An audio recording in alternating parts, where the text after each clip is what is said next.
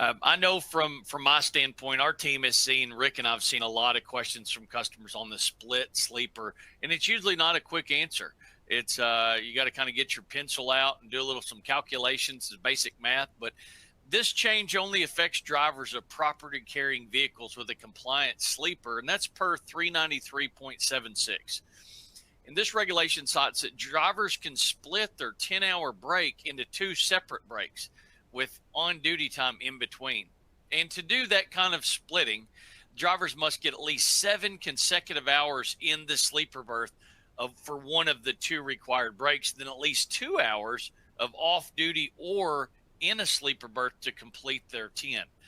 This new rule adds flexibility to allow drivers to get a 7-3 split with both of the qualifying periods pausing that 14-hour clock. There's a pretty big benefit for drivers to use both breaks to pause the 14, especially for time the driver spends waiting and or maybe off duty, which we'll discuss in a few minutes. And one final change, but not part of the split, is part of a 10 consecutive hour break, is that a team is able to combine a 7-hour sleeper berth period with up to 3 hours either side of the sleeping period. So it doesn't necessarily matter which break comes first as long as you get the combination of 10 hours.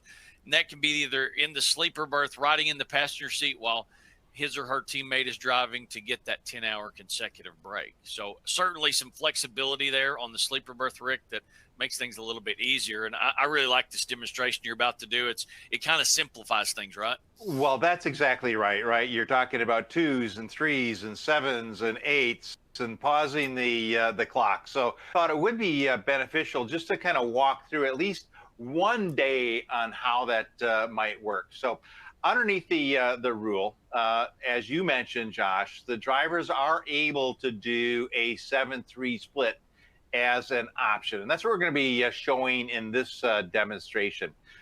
This driver did 6 hours of driving to start their day and then went off duty. Now, they went off duty for at least 2 hours, but in this case, it was 3 hours, making that driver eligible for that 7-3 split that you mentioned.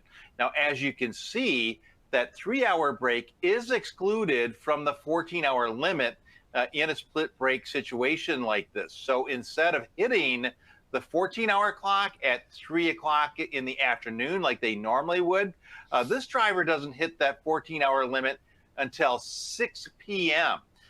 This is allowed because the driver compliantly will be allowed to compliantly operate then between that 4 o'clock and 6 o'clock period, which is also then when the driver hits their 11-hour driving limit.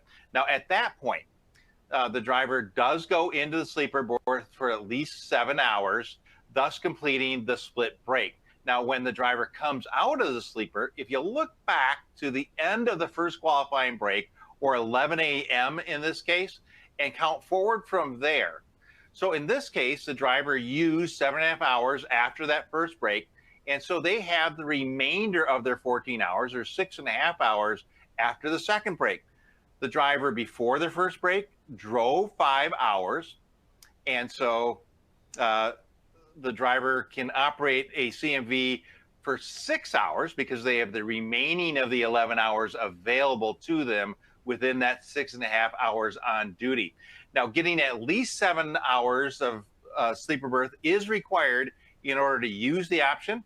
If this driver followed this log until 6:30 in the evening, as shown, but then went off duty instead of going into the sleeper, even for 10 hours, then the 3-hour off-duty break in the morning would count against the driver's 14-hour limit, and there would be a violation starting at 4 o'clock when the driver returned to operating a commercial motor vehicle. So hopefully that demonstration was helpful, Josh. As you know, we get a lot of questions about